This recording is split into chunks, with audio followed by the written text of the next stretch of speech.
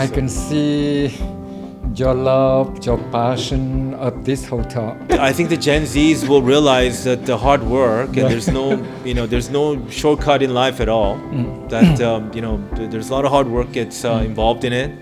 I was just actually, when I got out of the industry, I was learning how to use email at that time, and we were still using fax. We're still in the people industry. Still need to interact. In-person meeting is still better than having meetings through Zoom. I think we were talking about this earlier. This is an industry, or this is a job that whether if you like it, then if you're really passionate about what you really like, and that if you really enjoy what you're doing every day.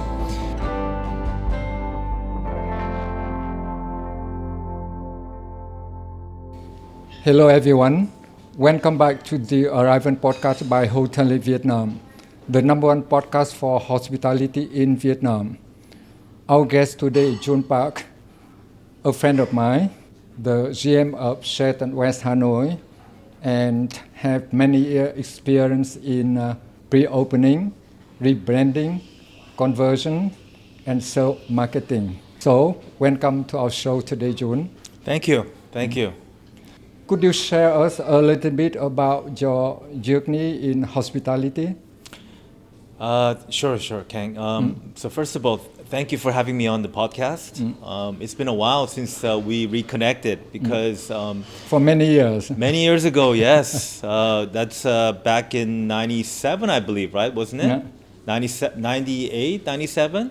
Yeah. I remember you were... At that time you work at Hilton Hanoi. That's correct, yes. Yeah. And you were working at the Metropole. Yes. And at that time you were young. I was still very young, yes. Yeah, you're right. And a little more fresher, I suppose. But great to reconnect with you and having me on the podcast. I really, it's going to be an interesting conversation. And thank you for having me on. Just to, give you my journey. I mean, I guess how I started in the business, and I actually started back in 1996. So it's about nearly going on my 30th year now. So I started working in Thailand as a trainee, and I really fell in love with working in this part of the world. So I came back to Southeast Asia in '97. And then I started my journey here in Vietnam, working for a hotel in Dalat. Sofitel Dalat. That's correct, yes. I still remember. Right, okay. Good memory. Yeah. So I stayed in Vietnam for about 3.5 years. And of course, that's when I first met you. My last job in Vietnam at that time was doing the being part of the pre-opening team at the Hilton Hanoi Opera. And I remember you helped me a lot during that time, and being new to the market and being in sales and marketing and not knowing anything about the market. So you've got me started and helped me a lot. I remember during those years, and you were very young as well, by the way. So now we are getting you're still older you're now. still looking very young, yeah. But I stayed for 3.5 years and. Lived in Thailand for additional 15 years, and then Malaysia for about 6 years. And I returned to Vietnam again in 2019. I was the general manager at the Sheraton Nha Trang, and was there for 3 years. That's actually even during the pandemic period. And then I came to the north, came to Haiphong actually. To do the conversion of a Sheraton property in Haiphong, and was there in Haiphong for 2 years, and I've been in this hotel now for about a year, doing conversion as well here. So I've been very lucky to be able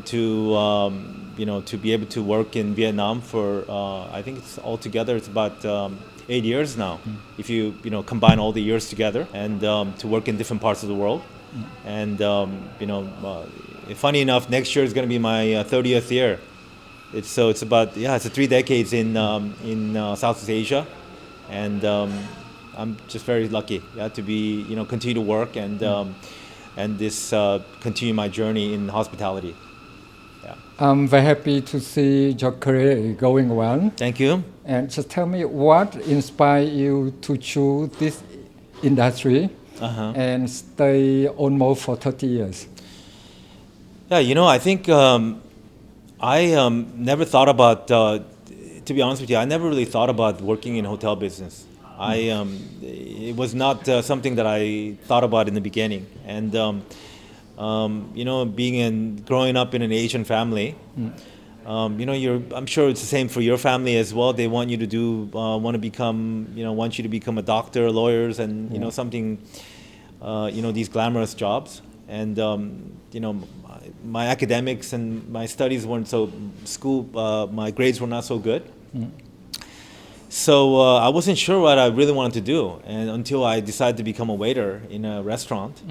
And that's when I actually really thought this is something for me, actually. And I worked in a restaurant, and then I decided to go to hotel school after that. And having a good parents that supported me, that they were first not all that pleased that I wanted to work in a hospitality industry. But this is something that I chose to do in my career after knowing what I really wanted to do. I haven't thought about doing anything else in my life other than working in hotel business. And it's good that you are happy with, yes? Yeah, this is kind of what I tell my son as well. You got to find something that you really like, you like to do. I'm not going to push you to do something that you don't want to do in your life, in your career. You have worked in Vietnam, Thailand, and Malaysia. What makes each market unique? It's a good question. I think every market is very unique in a way that, when you talk about the culture of all the three countries that I lived, really being able to work in different culture and to understand, how they value life and how they value work, and having to experience that and to understand and share some of the concerns that they have, and that makes it very interesting to work in a different market. But if I talk about Vietnam, is that over the years that I've seen so much of progression in Vietnam, that the country has developed so quickly and so fast, especially in hospitality industry, and to see our local talents here wanting to grow their career and to get to progress in their and develop their career in the industry, it's very rewarding, and to see them develop and get better, and to be able to help them as much as I can to get better in their career. But I think the locals here in Vietnam are very talented. They want to learn, and they're very fast learner as well. And so I find that the sky is the limit for all of them to grow and get better, and that we're going to see a lot of local talents here becoming general managers very quickly. I don't know how long I'm going to be able to do this, working in Vietnam, but I can see that we're going to see a lot of general managers, in working with our company going forward in the future. So it's been very exciting because of the different culture and the different race and different beliefs that they all have. Makes it very very intriguing to be able to work in these three countries. Yeah. I see. Do you remember your very first pre-opening project, and what was it like? Yes. So my very first pre-opening hotel was in Dalat, at the Novotel Dalat, and we were actually operating. We were operating two hotels at that time. We had we were operating the famous Sofitel Dalat Palace, and just right next to the hotel was the Novotel Dalat. So I really didn't know anything about the pre-opening. To be honest with you, nor did I have an experience in pre-opening at that time. But funny enough, what I learned is that the most is that how to deal with the unexpected situation. Exactly. Because I was so young at that time. I remember I was just out of school, and everything was so new to me at that time. In general, my pre-opening experience in Vietnam has been that we just had a very short period of time for preparation, because we didn't have enough time to really prepare in terms of getting ready. Yeah, I mean, just even I But can tell you, very good experience for your career in the future. It's been a very good experience. Yeah, I remember even at the Hilton. I came to Hilton in November. I remember in '99. Yes, it was '99, and we opened the hotel in 2000. 3 months later. So and at that time I was working in sales and marketing, and not only did I not know about the Hanoi market at all, nor have I had any experience in sales and marketing, and it was just like.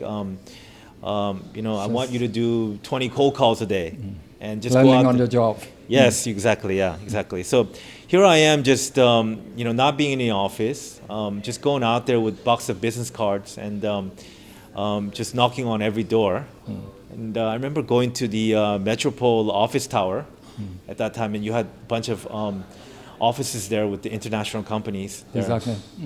And just knocking on doors and asking them if I could just spare 10 minutes to introduce the hotel, and just introduce the hotel, and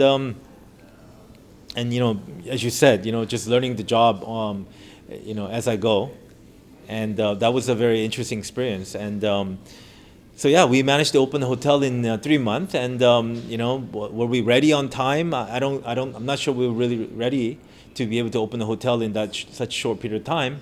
But we managed to open the hotel, and obviously things were not ready. That includes staff trainings, and having enough linens and towels and whatnot. And I mean, just being able to be to deal with the unexpected situation was something that I really learned a lot in terms of pre-opening. Yeah. In your view, Mm-hmm. what are the most important things for a successful reopening?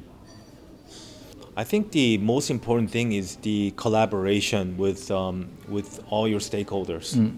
What I mean by that is, you have you obviously, of course, we all want to have ample amount of time to be able to prepare the hotel, but because of different circumstances and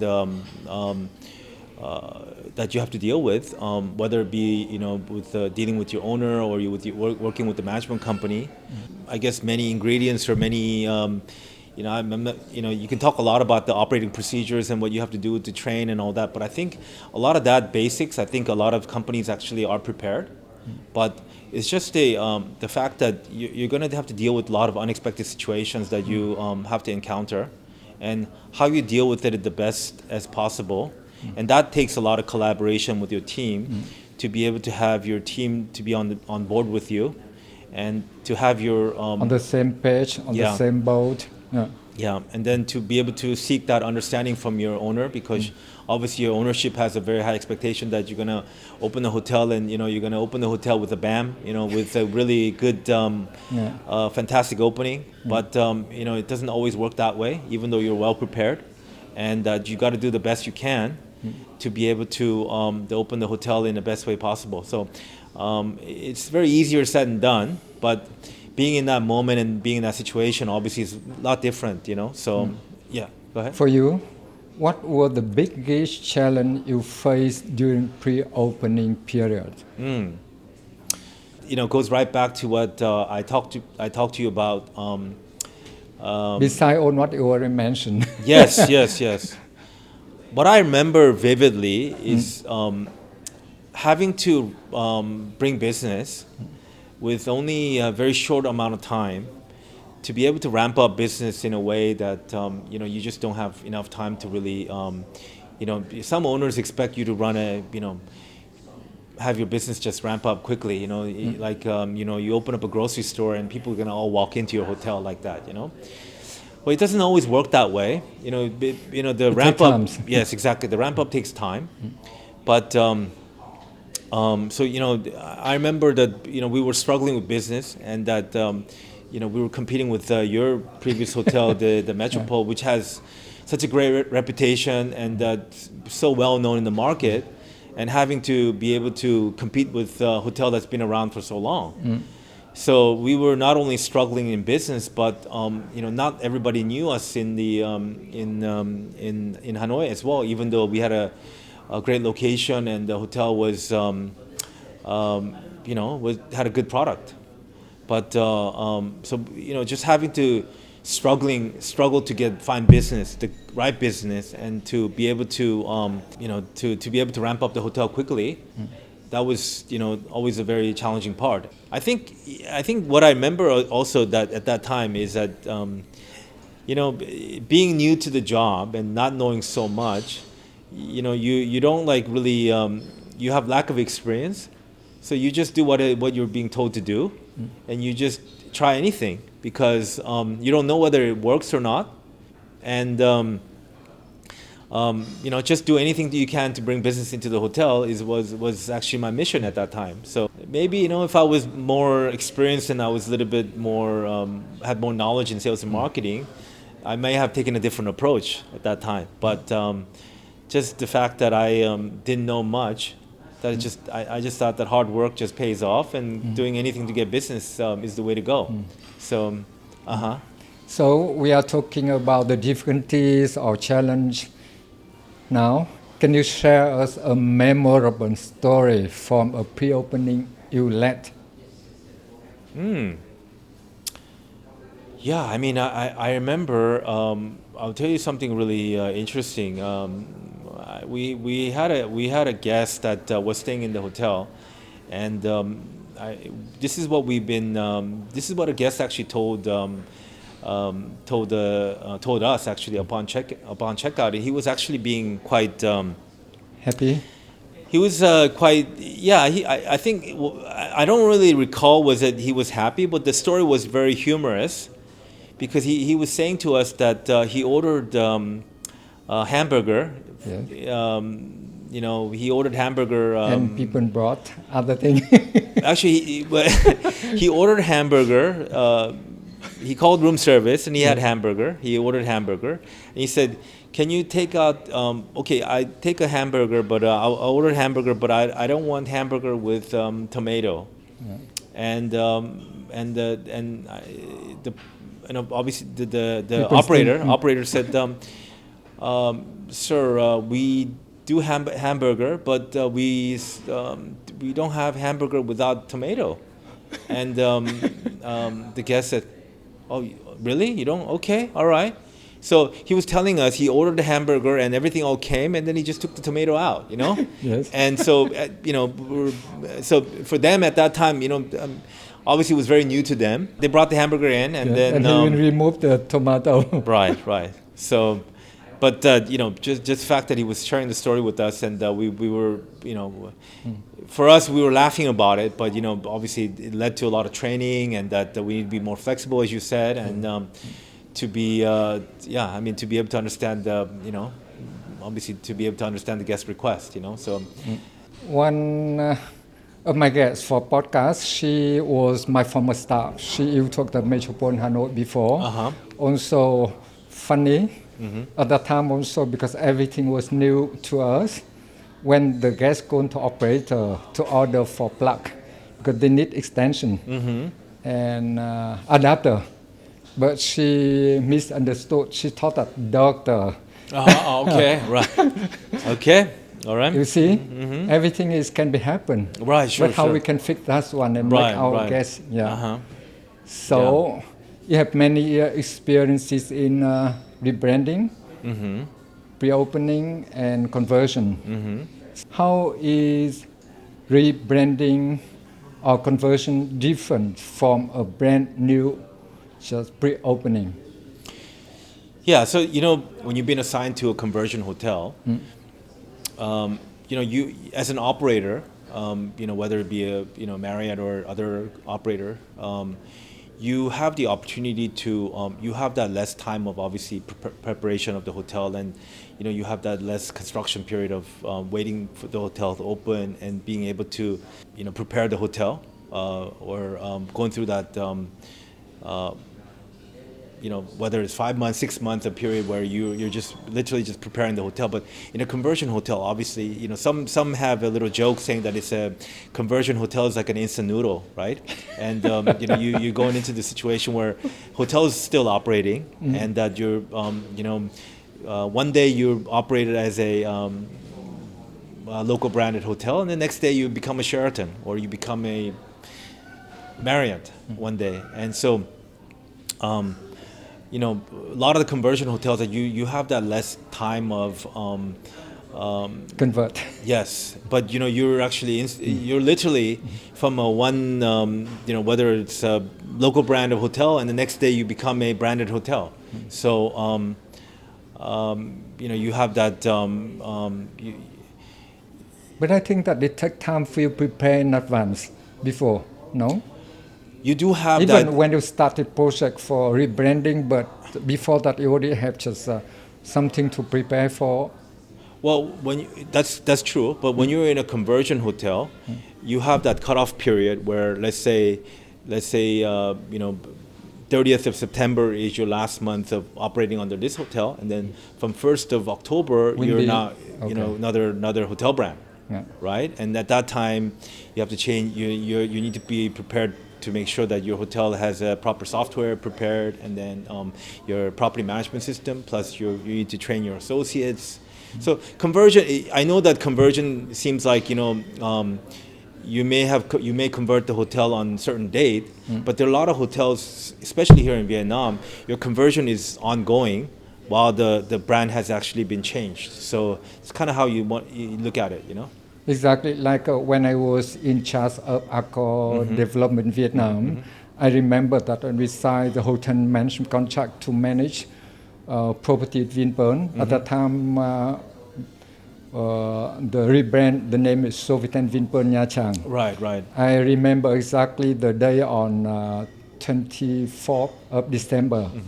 So you know that it's Christmas season, it's very busy, and exactly after one day, and people see the new brand name is Sofitel Vinpearl Nha Trang instead of right other one. Sure. Could you give us an example of rebranding project you have been involved in? You have been working or involved in many rebranding, pre-opening projects. Tell us, what were those projects? So this is actually this will be my third conversion property that I've been involved in.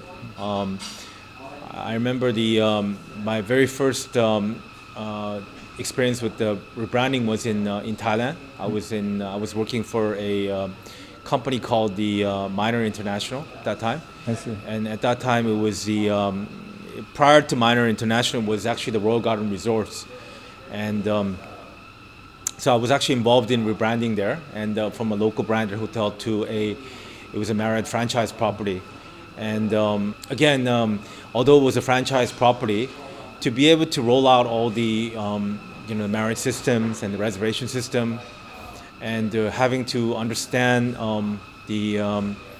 how Marriott operates as a company. Even as a franchise hotel, that really takes time to be able to understand what Marriott does as a company.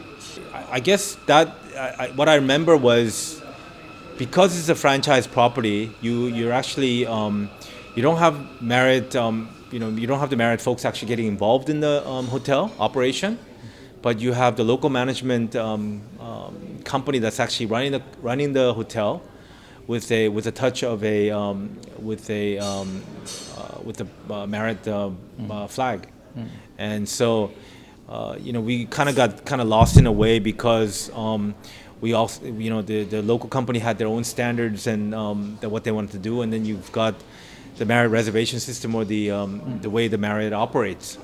So to blend that together, I thought was quite challenging because everybody had their different interests and what they like and what they don't like, and so that can be a little bit confusing. But my experience in Vietnam was more straightforward because I've been working for all the managed properties here, and both are in Sheraton branded hotels.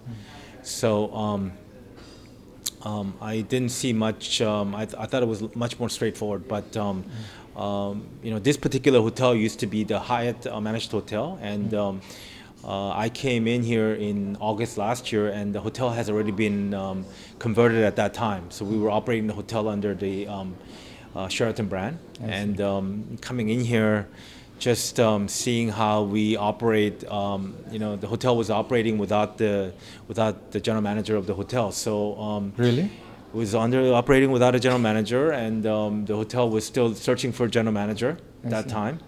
And I was very fortunate because I had a hotel manager and the director of sales and marketing both have worked for Marriott before, so they pretty much ran the show while I was before I came on board, and it sure made my job much easier. And as the hotel progressed through the month, we were just, continuing to convert the hotel, and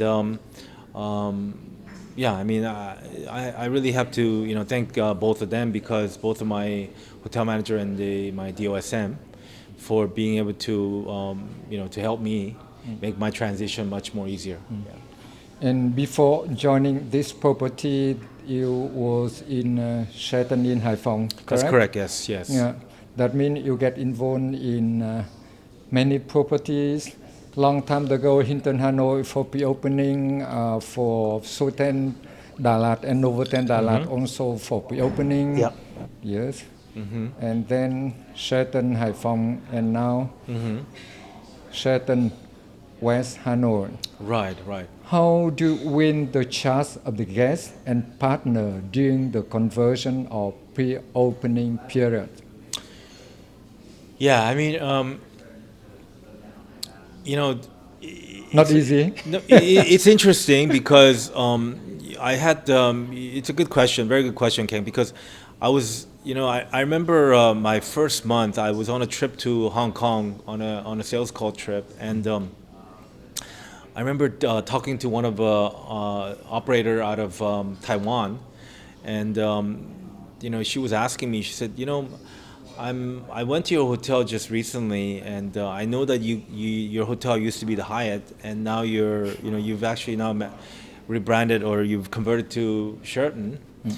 I really didn't see much difference at all. I mean, except apart from your logo and the signage. Different is GM. Right. So and that really struck in my mind, because you have you have somebody really voicing their view in a very being very straightforward about what this person saw. So I didn't have much answer, to be honest with you, because I was very new at that time. But what I actually remember telling her in the end, I said, you may not have seen any difference because of you may not have seen any difference because of the changing in the brand, but the conversion is still ongoing, and that you will see difference in our level of service, and the culture that we will definitely embed in our hotel. I know that the level of service is going to be much better than what you have experienced in the past, and that you'll see a lot more happier associates working in the hotel, and and again, because rightfully so, somebody comes to a hotel which just changes the logo and the furnitures and many of the your outlets are all the same. So you have you have somebody viewing that, giving you that opinion, which is fair enough. I think it's correct, but I think over time, I think that if that operator does come back to the hotel now, to be able to see the level of service that we provide and the training that we've had to Offer to the guests. yeah. And so I really believe that we've made progress. I'm not saying we're perfect, but I'm sure that you could find some difference in terms of our level of service and what we offer to our guests. Yeah. So that's the way you win the trust of your partner or the guest. Yeah. Yeah, I think as you said, I mean, it's just really it all boils down to service at the end of the day, isn't it? Right? Because we're in the service industry. You could change your hardware and make it look much better, which is great, and that you can be done through the investment and capital investment. But obviously, the service and exactly, service. yeah.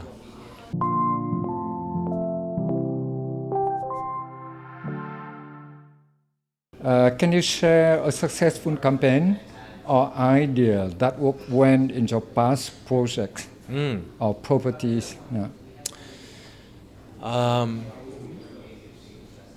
What I can remember is that having to be able to navigate during the pandemic period, and I remember every hotel was struggling, and I remember being in Nha Trang. I had to close the hotel down 2 times and reopen the hotel 2 times during that time, and we were really struggling for business. And obviously, our target market was just domestic business at that time, and the whole country hasn't really opened up at that time. And every hotel I remember needed cash up front to be able to fund the payroll and any suppliers or any outstanding debt that you have at that time. And being able to just raise cash during time was crucial. And I'm very fortunate because at that time my director of sales and marketing wanted to sell the virtual vouchers to our partners in not only in Vietnam but also to overseas partners, and that we gave them a lot of flexibility, and it's not something that our company encourages, but we were just doing anything to make our ends meet, and doing anything we can to just have cash flow. And he came up with this idea of selling vouchers, bulk of vouchers to operators with, giving people flexibility in terms of how they could, with the longer validity, that they could use the vouchers with an extended period of time. And we came up with this idea of just selling, bulk of vouchers, and he actually managed to sell quite a bit overseas and local market, and we managed to actually raise lots of money, cash, and that helped us quite a bit to be able to subsidize or to really use that money to fund our payroll and to be able to pay our partners at that time. And our owner really appreciated it at that time, and encouraged group of other hotels to do the same thing. Yeah. So,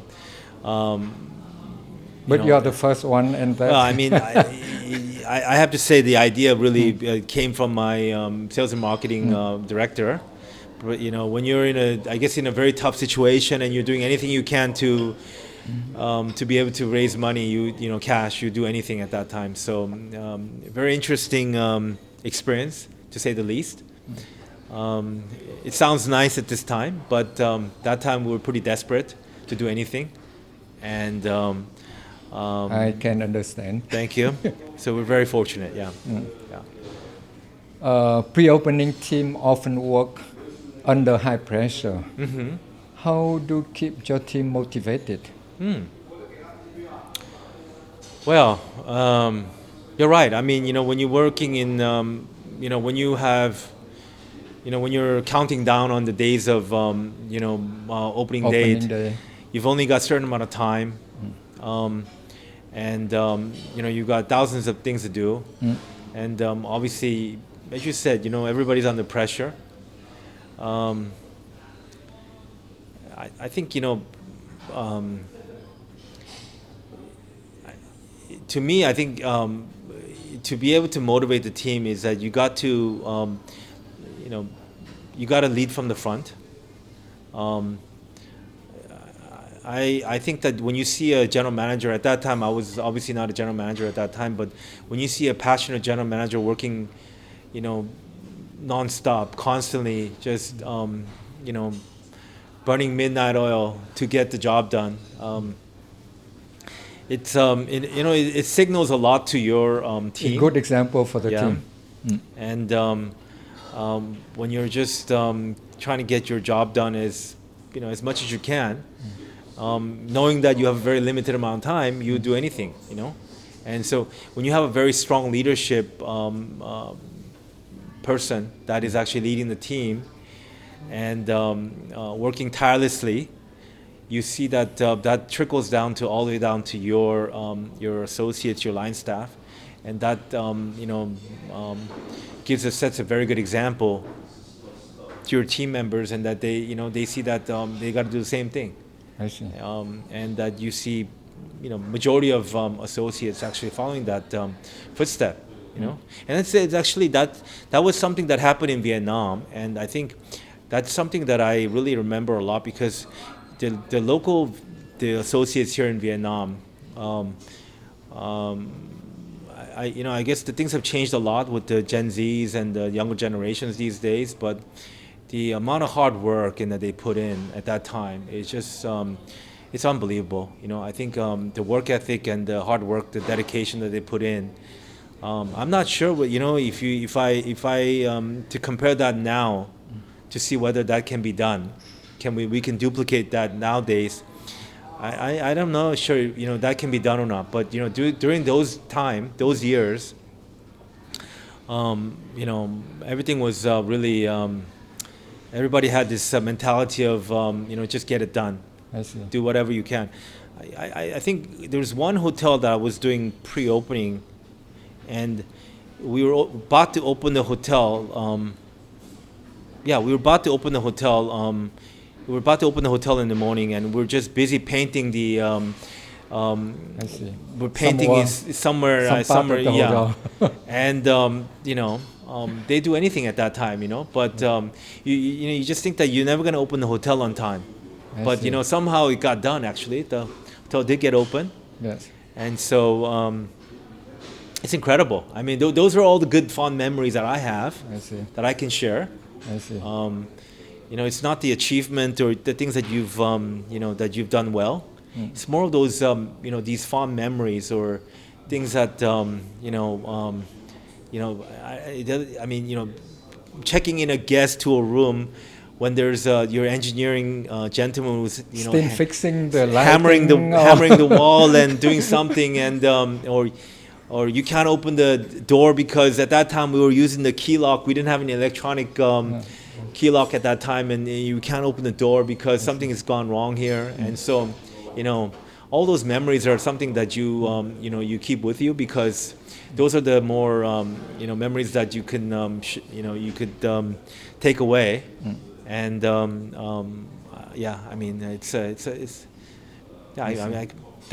it's hard to share with the younger generation now, because they probably never understand.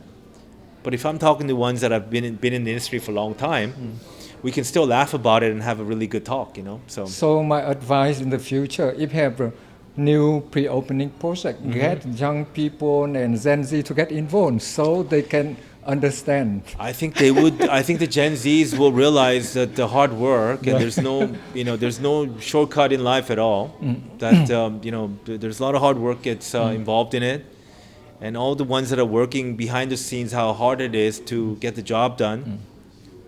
It's incredible. Yes. So what advice would you give to young hotelier, especially Gen Z, who want to grow in the hospitality? I think the experience that the Gen Zs they go through after they get out of school nowadays is nothing comparable to what I think you and I probably went through during our years of when we started our career, obviously. And not that there's anything wrong, but we're dealing with Gen Zs that are this is the social media world, generation that we're dealing with, and their thoughts in our business is so different than what we've experienced. I was just actually, when I got out of the industry, I was learning how to use email at that time, and we were still using fax. Exactly. Yeah, I think this industry is really about. I don't care whether you're in a social media world and you're dealing with AI and all the great technology that you have in the world. We're still in the people industry. Still need to interact. In-person meeting is still better than having meetings through Zoom. Yeah, and that hard work really pays off, and that I do agree. That's yeah, right. and that there's no shortcut in life, actually. Yeah.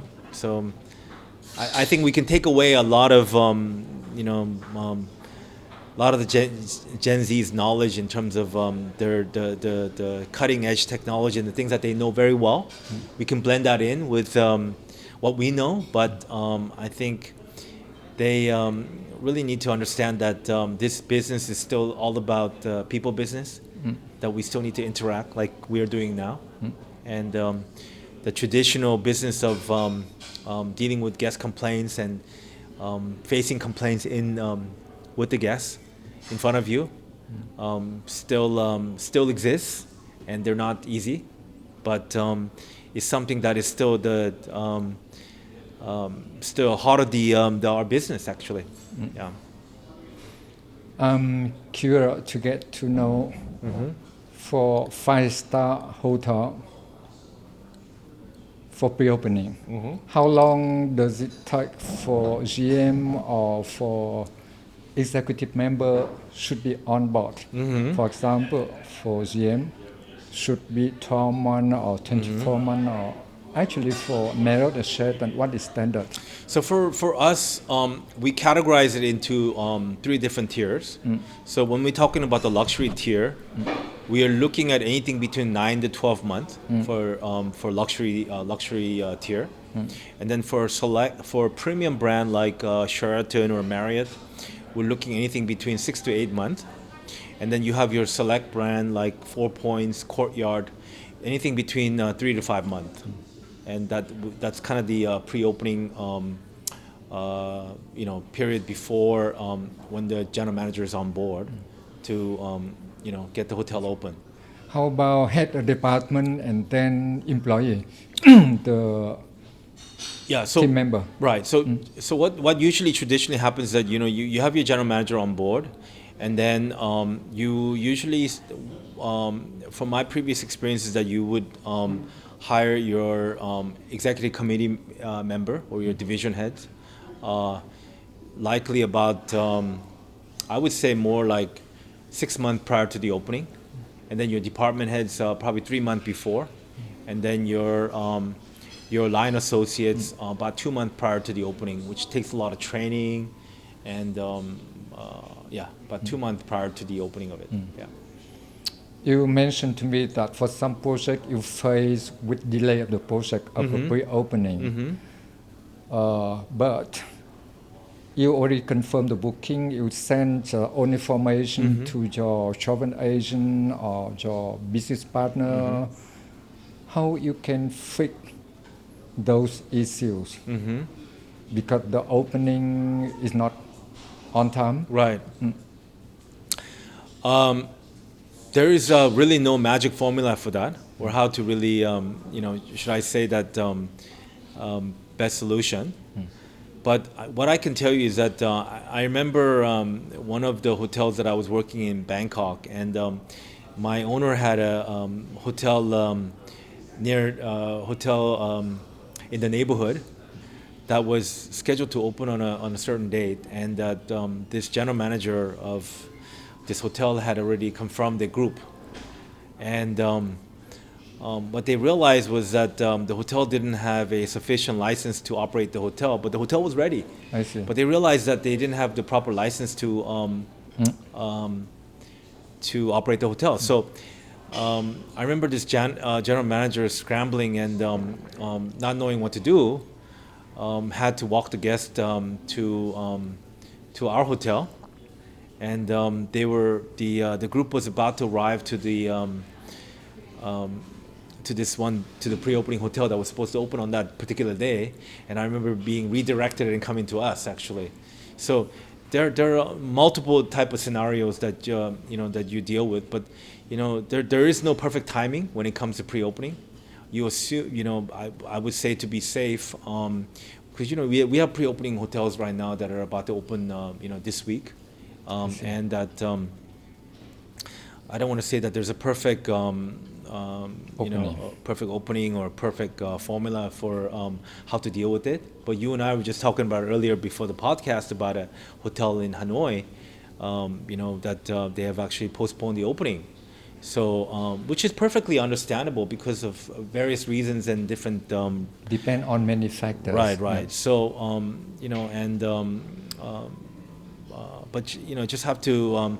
I guess that the biggest risk is that if you do a little bit too much, then you lose the credibility of your partners and any partners that you work with. Once you do a little bit too much, then they may find that they may find that this is a bit tricky, or may not have that credibility on that particular hotel. But that happens quite frequently in any pre-opening environment. And again, that's not at anybody's fault, but that it could be due to delay of the construction, or could be delay of not having the right equipment and your OS&E ready, or any of that type of reasons that can prevent the hotel to open on time. Yeah, I see.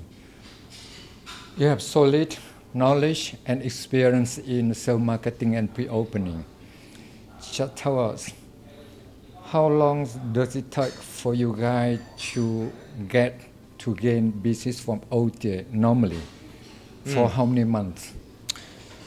Well, it really depends on the type of I would say the type of what tier your hotel falls into, but there are hotels nowadays that the owner wants want to break even after probably 3 months after the opening of the hotel. Yeah. And so really depending on the type of brand and the type of level of service that the hotel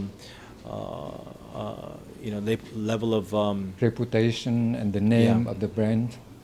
But obviously the luxury tiers, they do take longer time to ramp up the hotel. It could range anything from 3 to 6 months, I would say. I see. And nowadays you got the social media to really help you to build your reputation of the hotel, and that certainly helps in terms of how you can really have your partners to ramp up and sell your hotel quickly. Yeah. What you would give advice to people for preparation, or what they had to do in order to gain quickly business from OTA? Yeah, so Kang, that's a very good question, because as I was alluding earlier about when you're in a social media world nowadays, and being able to use social media as your platform to be able to make your hotel reputable, and that it's crucial that when you have your guests staying in your hotel, that's the first day you really build your reputation to be able to perform.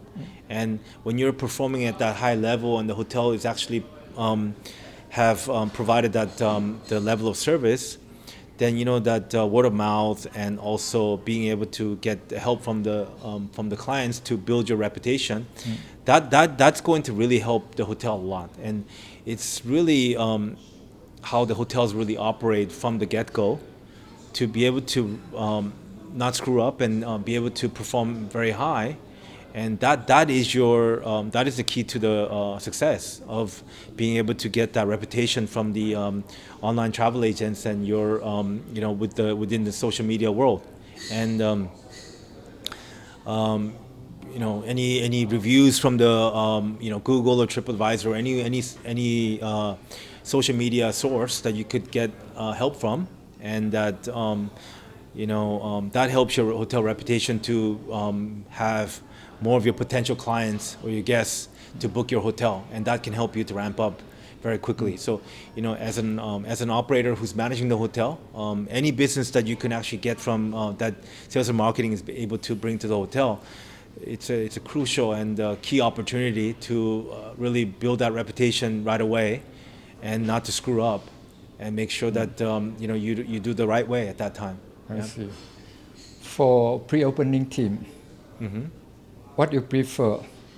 People have pre-opening experience or totally the new one? Who you want to select? Who want to choose? I think a lot of many of the operators or anybody may feel that, of course, the ones who had, the preference would be that those that have had pre-opening experience is always an advantage. But I think I would be more inclined to work with those that are actually that are not afraid to make mistakes, are not afraid to face the challenges and go through the difficult stages, and you might sure. I mean, the ones with the experience can always help you. I mean, there's no doubt, right? But I think that just because you don't have the experience doesn't mean that you can't do pre-opening. Not everybody had the pre-opening experience before they did pre-opening. Exactly. So it's a good prerequisite, but it's not something that you must have to be able to do pre-opening. People can learn very quickly and adapt, and I think those that are the other thing is that the ones who are very flexible, that are very open-minded, I think those are really the right kind of people to have on your team as a pre-opening team. Because those that have worked in a traditional hotel, that have operating in a normal day-to-day operation, may not be able to really come and work in a pre-opening environment where everything is all new and everything is a fresh start, and that it's just, you just imagine a hotel that's been empty for, has never been operated even from day one, and you open the door and everything is a fresh start, right? So you're opening everything with brand new slate, and you just don't know what the guests to expect. You got paint smell, you've got everything all new. So those that are very open-minded, that can understand the challenges and the things that you have to deal with at that time, I think those are the people that might be the right fit for the pre-opening team. Yeah.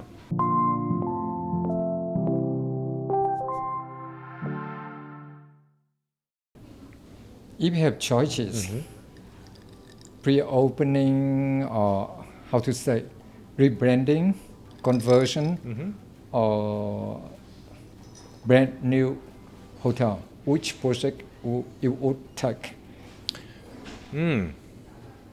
I actually enjoy doing pre-opening. Actually, to be honest with you, I really enjoy the pre-opening part because it gives you a lot of challenge. Yes, it does pose a lot of challenges, but I like the part where I really enjoy the preparation part. I see. Knowing that when I open the hotel, I'm not going to be 100% ready, meaning that no matter how well you're prepared and you go through all your checklist, your critical path, and the tools that your company gives you might not be enough, but that preparation part, knowing that I'm very motivated, that the fact that I'm not going to be 100% ready, so I have to be even more well prepared in case anything can happen. So that motivation and that drive helps me to really work harder to be able to be even more better prepared. I'm not sure if that makes sense, okay? But that's kind of the mindset that you have in the pre-opening period, because you're already constantly thinking in the back of your mind, oh wow, what if this is not ready? What happens when it happens this, or happens that way, or things happen this way? What do I do? So you're always preparing for what might happen. You always have this what if scenario, and that's more of the interesting part, actually. Yeah. I like the thinking. Thank you. So after It's a very strange and it's just maybe it's kind of like no, it's a feeling of having this anxiety feeling, okay, Yeah. and that you just wanted to have it all, yeah. but you can't have it all. Yeah, I mean Yeah. you just that's the way it goes in life, right? Yeah. That's the same thing in pre-opening period. Yeah. After so many years, what keep your passions alive in hospitality? Yeah, that's a very good question, Kang. I still see your yeah. passion Yeah. today, and as 25 years ago, still the same thing. No, I really enjoy the part that I like when I met you a few days ago and I meet you today, and being able to reconnect and talk about what happened in the good old days of back then, and being able to I remember you really helped me a lot during that time because I was so new to the Hanoi, and that I said, hey, can you please help me? I don't know anything about this market, and and even working as a competitor, you were able to really open up and said, hey, this is the Hanoi market is as such, and that you probably want to focus on this sector, or maybe this industry and that industry, and that was a really big help for me, and I remember a lot of those days actually, and we didn't have that many hotels here in Hanoi, so, but just what I'm probably the most fascinated about it every day is that I think that the fact that I'm actually still learning, I think I'm still learning something every day, whether it might be learning about my loss prevention manager dealing with some security issues, or every part of this business is so fascinating that whether it's something with dealing with our guests, and when my front office manager is sharing some guest experience issues or things that she dealt with, or attending my housekeeping appreciation week this week. There's always something about that I learned from my team or through my work. That's probably the most interesting thing about my job, and that the fact that I'm able to learn and that I can get better in my career, that still gives me that hunger, and that motivates me, and that it's a really good it's a gratifying feeling at the end, that you're able to get better and you're learning every day. So and like I said earlier, the other part really is that you just get to meet so many people working in this industry, all walks of life, from different industry, and just being able to speak with many different type of guests is really what makes this job interesting. Yeah. Do you have a personal motto or leadership principle that guides you? The longer that I work in the industry, and the more I interact with my team, I really enjoy the part that everybody can really. We're not perfect. We all make mistakes, and being upfront with what really happened in terms of for me is really all about integrity in the end. Being able to be upfront and say this is what really happened, and that things did not go right, or I felt that I wanted to actually try a new initiative and things did not work out because this is something that I felt that was good for the hotel, and I wanted to take on this approach, and things did not work out the way I had expected. But just being able to talk to the team and saying that they made a mistake, but they wanted to get better and to try, because you only can learn, can get better by making a mistake, obviously, right? And so I enjoy, I really respect those that are honest and having that integrity. If you could give some advice, some pieces of advice to the people who one day to want to become a GM, what it would be? Get lucky. Not everybody can be lucky. No. I think this is I think we were Kang. I think we were talking about this earlier, right? And this is an industry, or this is a job that whether if you like it, then if you're really passionate about what you really like, and that if you really enjoy what you're doing every day, then it's really not a work, right? I see a lot of young talents that are actually growing, are developing in their career, and that I've had this question before. If you really enjoy what you're doing every day, and if you're passionate about it, I think I see so many great talents coming from Vietnam that going to be future GMs. You really have to love this job, right?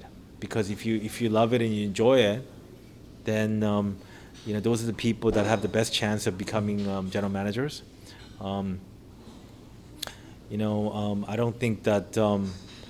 I think those people who enjoy and they love what they do, they're very very hardworking, and they don't look for shortcuts, and they're always looking to put in the hours to get the job done. And I think those are the people that I see that have a great future ahead.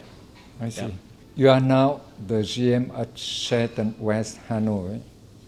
Can you introduce this property to our audience? Sure. So we're a 510 room hotel. It's very large. 510 room hotel, and our hotel consists of two buildings. We've got a hotel building. Then we've got adjacent to the hotel building, we have the service department. So both combined, it's 510 rooms. We have a combined of one grand ballroom, which consists of 500 square meters, and we have 8 breakout rooms here. And we've got one main dining, all-day dining outlet called the Market, and a lobby lounge right next to it. And hotel is actually situated in next to the National Stadium, where we're actually surrounded by the sports complex and meeting area. So this hotel is actually quite convenient in terms of we don't have a lot of traffic in this area, whereas when you're in a downtown environment, it's bumper to bumper, where it's very congested. So this area, gives you an opportunity to really have traffic free. So it's one of the advantage of location. Yeah, and I think I would say that probably the biggest unique selling point of this hotel is that you have a beautiful garden here. I see. And that it's a beautiful garden it's a courtyard garden. We even have a beautiful waterfall, and we're coming we're heading into the fall season now, and soon it's going to get colder, and we anticipate to have a lot of weddings there, outdoor weddings in the future, and so a lot of people find that this area is a very serene and calm, gives you the tranquility away from the bustle and hustle area of downtown Hanoi, and so it gives you kind of like a city but resort environment in a way, because of this beautiful garden that I just mentioned. Right? I can see your love, your passion of this hotel so much. Thank you. So tell me, what makes Sheraton West Hanoi different from other hotels here in the capital?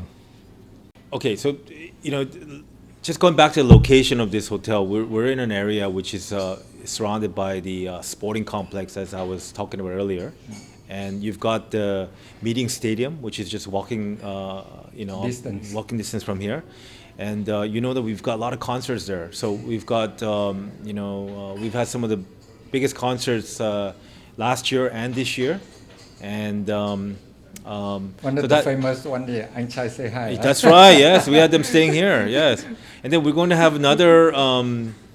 I think we have another something similar to that version. It's a lady version. They're coming and staying here as well. And then, you've got the Costa Meeting Stadium, and then you've got we've got a sky bar here, which is the only sky bar in this area, by the way, and then we've got the largest inventory in this part of this in this area. So we've got 510 rooms. That gives us a lot of flexibility compared to our competitors. Yeah. What kind of guests you see coming to your hotel? Business, leisure, MICE? We see a lot of leisure travelers here. So what I mean by leisure travelers is that we have a lot of guests that are actually coming here for the work during the weekdays, and then they stay through the weekends, and that we call that leisure, as you know, right? Business and leisure. Right. So, but this is, we are a convention hotel. We do have quite a few, with the number of meetings rooms we have here, we do have quite a few MICE travelers and corporate travelers. So really, we have a diverse customers in this hotel, and we even have air crews staying in the hotel. And because of the proximity to the NCC, the convention center, we do have a lot of convention travelers coming and staying in this hotel. Yeah. I see. How do you see the competition in Hanoi luxury market, and where the Sheraton West Hanoi position itself? Well, the luxury market is really, becoming very interesting in this market, obviously, right? I know that we have, you've got the new, I believe there's a new Fairmont opening up very soon in downtown, right? And you've got obviously I just had lunch with him. You did it with the general manager, okay? Yeah. Yeah. I just met Jack, yeah. We are talking about the pre-opening also. Okay. So, luxury market in Hanoi, it fits. I mean, excuse me.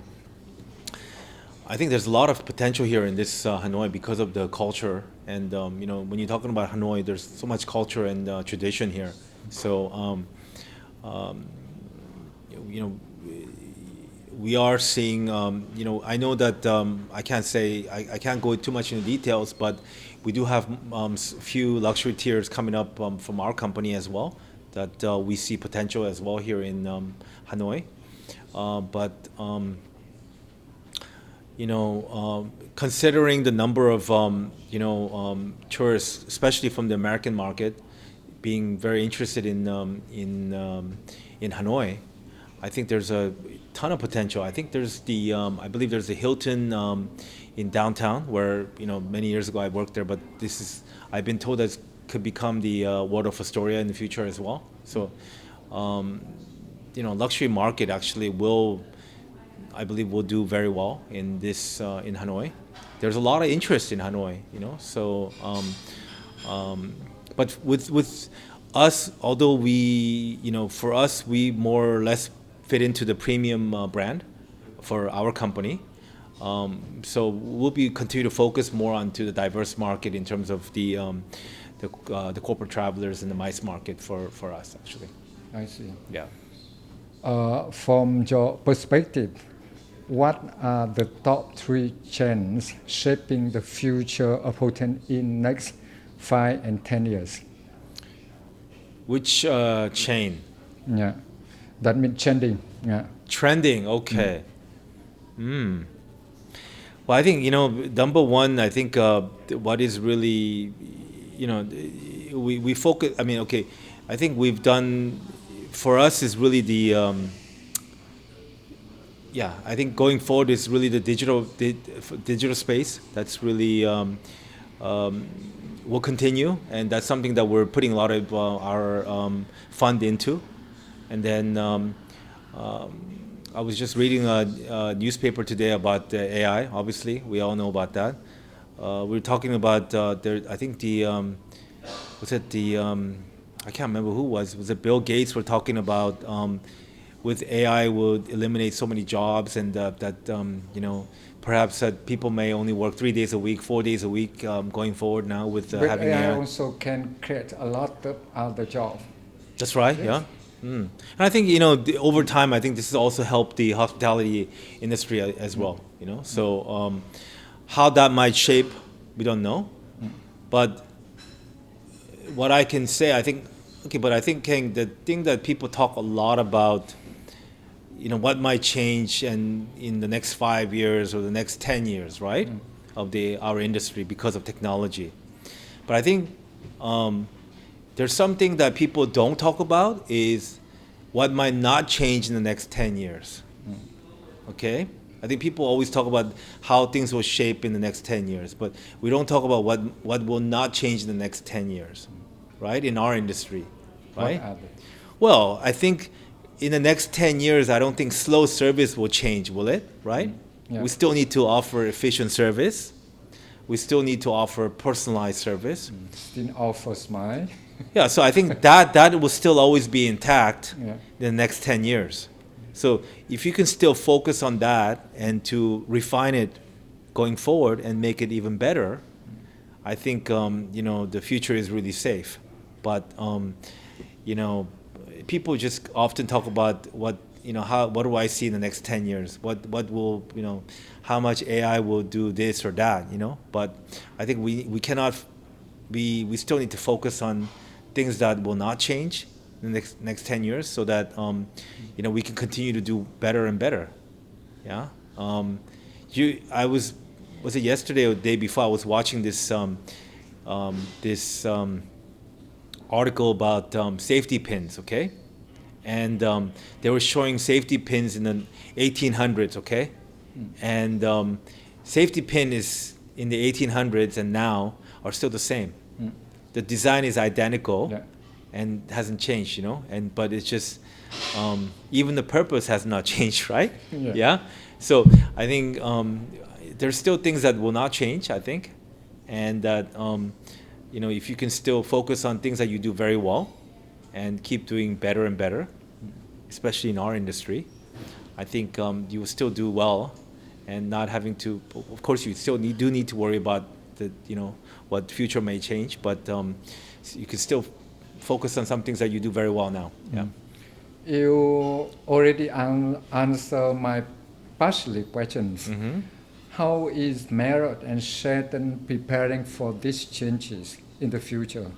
I think technology will certainly play a huge part, but due to technology and the particularly in AI, I think you will see more productivity going forward in our industry, and that by using this everybody's using ChatGPT nowadays and all sorts of technology in the world, right? So if I'm actually if I'm talking to somebody on the phone and say I'm looking for a hotel in Hanoi that's close to Hoan Kiem Lake, but a luxury hotel, and it's 2 kilometers away from the best bar. Or if you say all that in one go, you might not need so many people to be able to answer that. You might have an AI just actually being able to help you so quickly that you could be so much more efficient and be able to be more productive. So how we use this technology to reshape our Business. Our business and our business model will probably make a big difference. Yeah. So what opportunity do you see for Vietnam in the regional hospitality market? Okay, last question. Sure. That's I say this not because I live in Vietnam, but just looking at the progress that Vietnam has made, and in terms of the infrastructure and how tourism has developed so quickly. I think there's a ton of potential. I mean, it's the sky's the limit, really. Why I say that is because, okay, I remember being in Nha Trang in 2019 when I first went there. We probably had maybe 5 flights or 6 flights a day from Korea. After maybe 4 or 5 months later, it picked up to 19 flights a day. Yeah. Yeah. So, you're looking at a curve of not going gradually like this. You're looking at a very steep curve like this, right?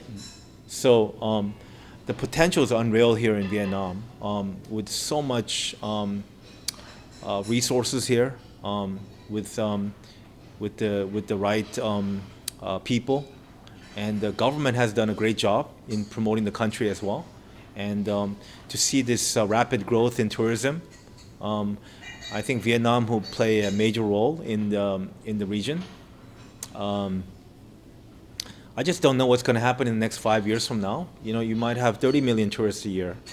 We're going up to about 20 at the moment, and yeah, I think it's definitely possible. It's within the reach. You have so many hotels being built in all across resorts, and with the new airport opening up in Saigon as well, that it's going to be a beautiful airport, and I think there's just a ton of potential here in Vietnam, and that 19 million a year is a lot already. I see this potential, huge potential, and that I'm sure it's going to increase again next year as well, right? For sure, right? You've done 19, grow maybe by another 10-15%, and then eventually it'll reach that number, right? And as long as you see more and more hotels being built, and we're seeing more and more. And I just went to Da Nang not too long ago, and the number of hotels that are open in Da Nang is incredible. So and the business is doing very good. Yeah. Da Nang, the business is actually doing very well, and so the potential is unreal. Yeah. So thank you for joining us. No problem. I appreciate your time. Not a problem. It's great to reconnect with you, Kang, after so many years. Yeah. I have found it is very, very interesting and enjoyable to talk to you. Thank you. So thank you for stopping by. Don't forget to like, subscribe, and share. Thank you, Joon, again. Thank you.